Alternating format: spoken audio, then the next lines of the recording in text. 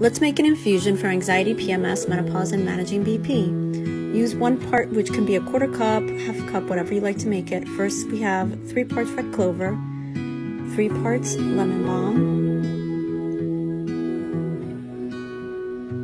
3 parts milky oats, 2 parts hibiscus,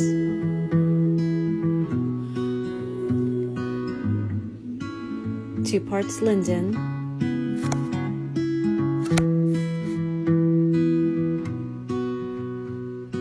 1 part elderflower,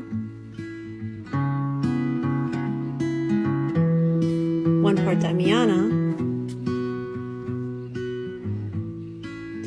1 to 3 parts rose, which is my favorite, so I use a lot of it.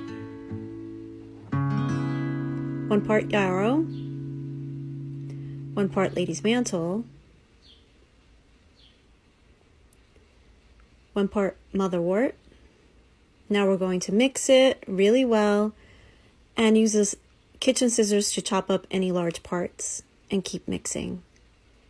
This is also great for protection, love, success, healing, peace, visions, and it's the element of water which is dominant here.